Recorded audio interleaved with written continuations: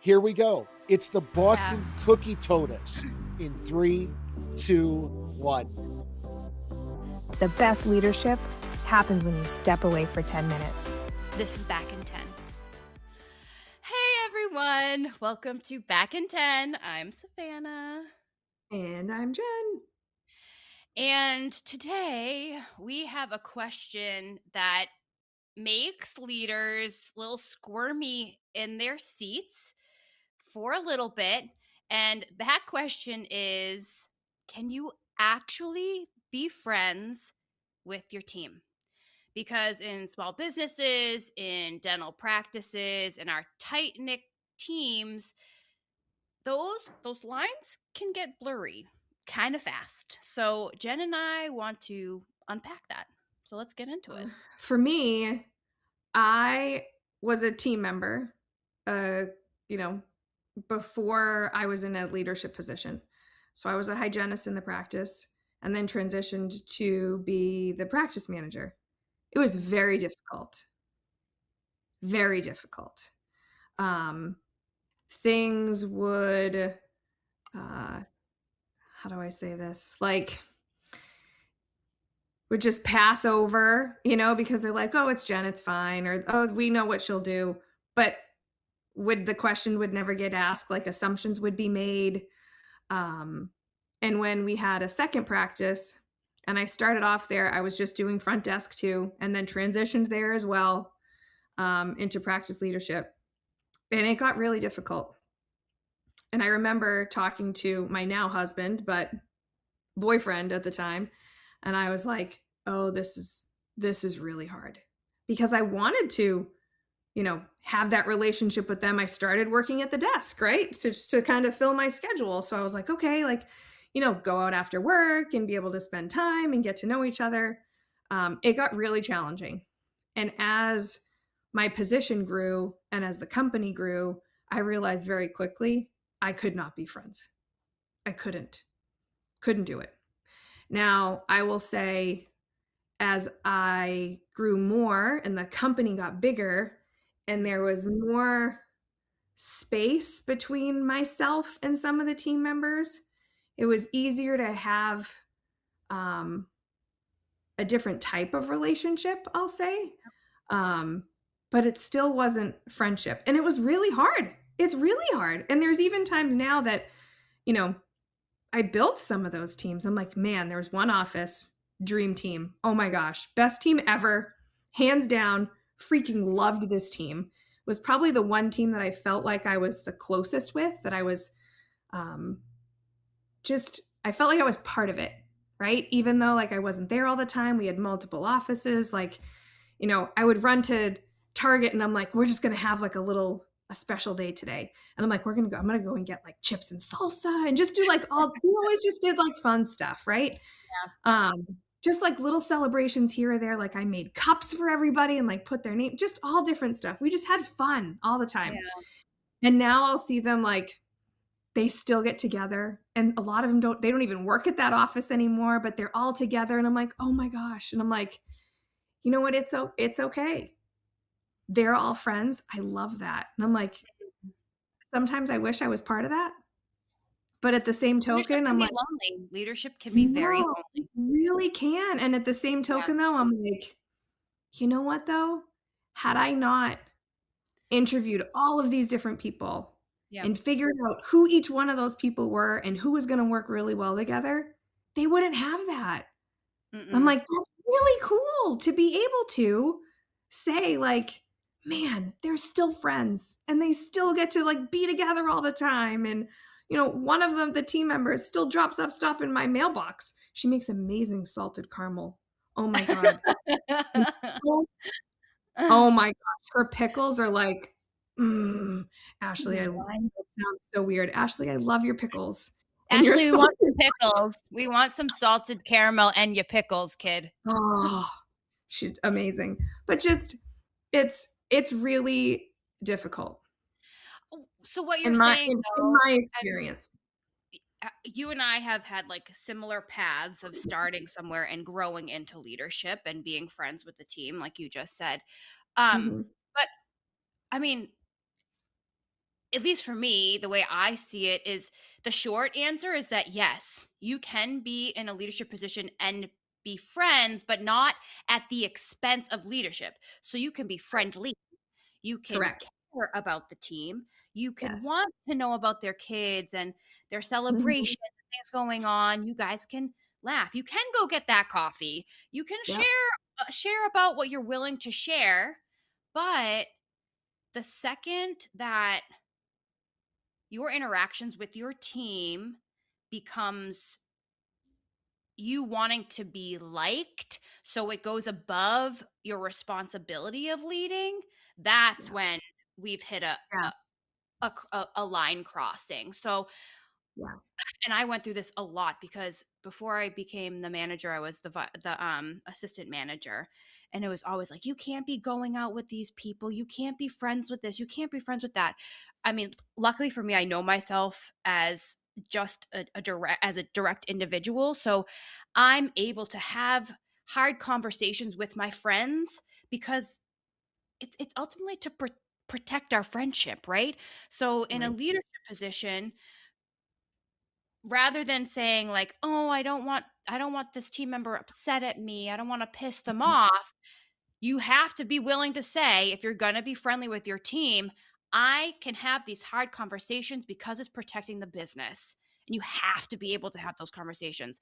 Otherwise, Yeah. you really can't have a friendly No. relationship with them. And I Because think they get blurry. you're unique in that ability though, because there's a lot of leaders that can't do that. And you are the type of friend that is like, you know what? This is what we got to do. And we're going to move on. Where others, because look, I used to lead practice managers and regional managers. And I did tell some practice managers, I said, you're getting a little too close. And the reason for that was they were not able to make decisions that were going to positively support the business Yeah. Yeah. because they let those friendships get in the way of them making decisions that were in the best interest of the patient's practice and team. It can't be one or Mhm. the other. It Mhm. can't be one or the other. It has to be balanced.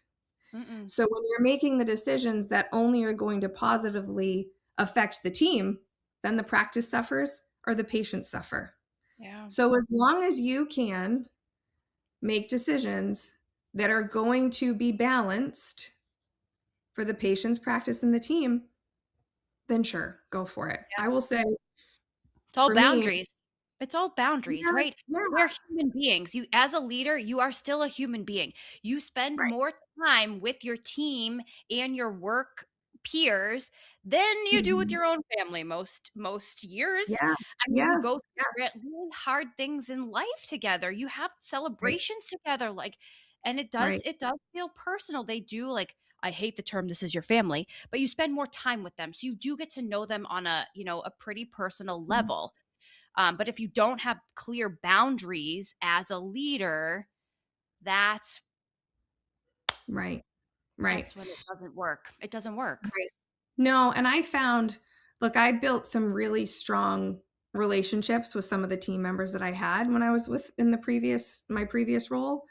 Yeah. Um, two of them in particular. And when I left, I found that they were even stronger than they were than when I was there.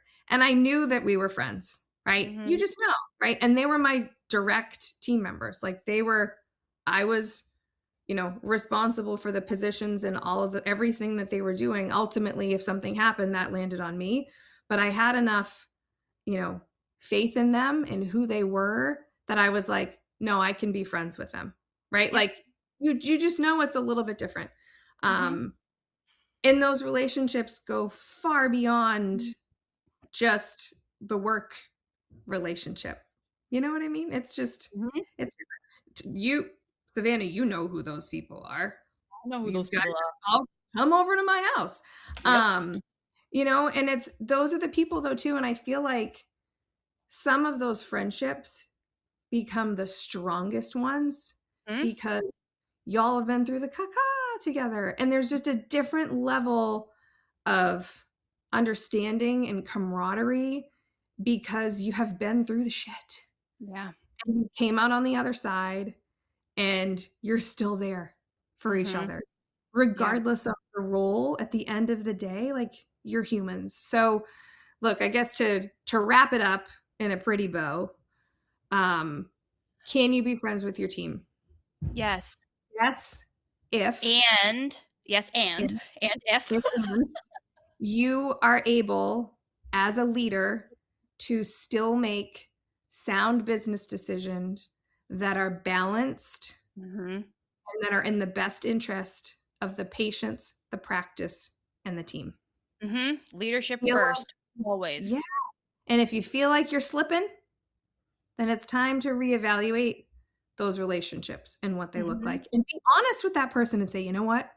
If it's a true friendship, you can be honest with that person and say, you know what? I'm finding it difficult to separate the two. Getting a little hairy for me. And I still want to be here to support you. I still want to do everything. And I need to create a little bit of distance to be able to still kind of figure this out. Yeah. To make sure that I'm supporting you in the best way that I can. And their team doesn't need you to be their best friend. They need clarity. They need consistency, because when you have the clarity, consistency, and those boundaries, that's when it's a safe place to work. Hands down. 1000%. And when it's safe, then when everyone feels safe, that's when you can have those friendly conversations. Yes, ma'am. Oh, here we go. What a day. Have a great day, everyone. Bye, guys. Change. One of the episodes that we had was about imposter syndrome. And Savannah, what did you ask? Do I look to McDonald's? Why do you care? Look to McDonald's. Why do you care? Because Why do you care? Why do you care? I don't know. You got the golden arches. Some people think golden arches right here. I mean, you can own your own McDonald's and be an entrepreneur, or you can just stop and get the crispy fries on your road trips. No, I align. Nope. The cookie tote. Guys, listen. Okay, Jen blew my mind. We were speaking. This is now a back in 10 staple. This is a back in 10 staple. At an event, and we were hungry after, and I was like, there's nothing really healthy around. F it. We're going to go to McDonald's. So she said, you want a cookie? And I said, what do you mean, a cookie from McDonald's? She goes, oh, it comes in a bucket. A cookie tote. And I didn't believe her. You bet your sweet Bippy, we ordered that tote, and they made them fresh and hot, and like we had to pull around because it took so long to bake. And the kid brought them out, and he's like, these smell real good. Everyone was really excited about these cookies. Baker's dozen, and I will tell you the price is different depending on where you are in this lovely nation, but they range from $4.50 to $6.99 for a Baker's dozen of freshly baked, warm chocolate chip cookie.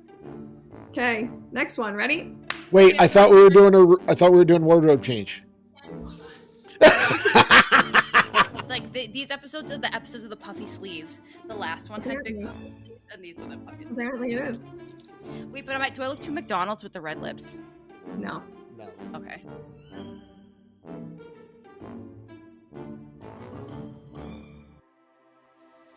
Thanks for spending a few minutes with us on Back in 10. If something made you laugh, nod, or feel a little more human, share it with a friend and make sure that you're subscribed.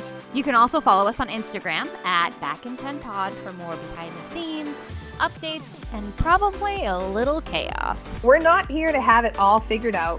We're just here to tell you the things that we wish someone had told us. And remind you that leadership doesn't have to be perfect, just real.